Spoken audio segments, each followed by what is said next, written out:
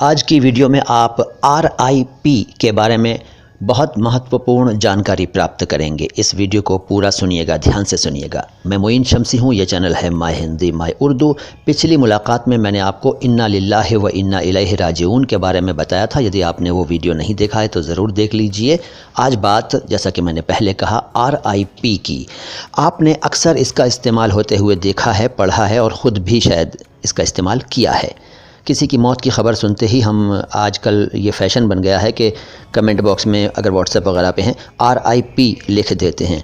RIP मतलब तो आपको पता है शायद, रेस्ट इन पीस, लेकिन और भी कुछ बताऊंगा। रेस्ट इन पीस का सिंपल मतलब है रेस्ट शांति से, या शांति में आराम, शांति में आराम। अब इसके अनेक भावार्थ निकाल सकते हैं। शांति में आराम करो, शांति से रेस्ट करो।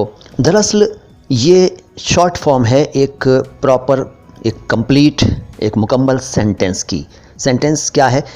एक सेंटेंस ना कहूँ बल्कि मैं ये कहूँ कि मुख्तलिफ सेंटेंसेस हैं जिनका भावार्थ यही है, लघु रूप यही है। कौन कौन से सेंटेंसेस हो सकते हैं, ज़रा ध्यान से सुनिएगा।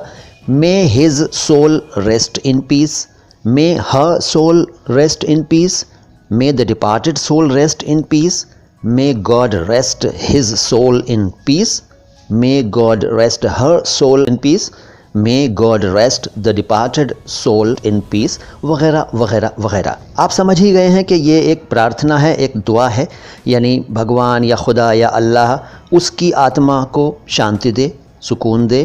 अब उसकी में मेल भी और फीमेल भी दोनों हो सकते हैं, या ये भी हो सकता है कि भगवान, अल्लाह या ईश्वर या खुदा दिवंगत आत्मा को शांति प्रदान करे। आत्मा की शांति के लिए प्रार्थनाएं लगभग हर धर्म में की जाती हैं। मुसलमान भी करते हैं अपने हिसाब से, हमारे हिंदू भाई भी करते हैं, हमारे सिख भाई भी, और सभी दुनिया के तकरीबन सभी धर्मों में, धर्मों के मानने वालों में मृत व्यक्ति की आत्मा की शांति के लिए प्रार्थनाएं की जाती हैं।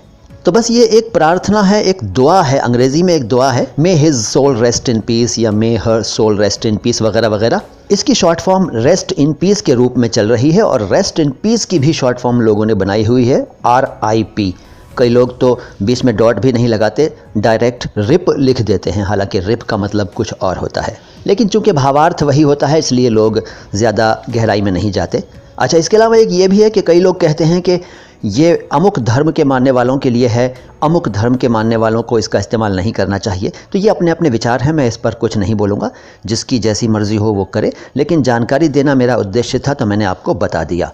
अगली मुलाकात में मैं इन्ना लिल्लाहि व इन्ना इलैहि राजिऊन और RIP में रिलेशन और इनके इस्तेमाल से जुड़ी हुई कई बातों पर प्रकाश डालना चाहूँगा। क्या आप उस वीडियो को देखेंगे, हाँ या नहीं? कमेंट बॉक्स में लिख कर बताइए।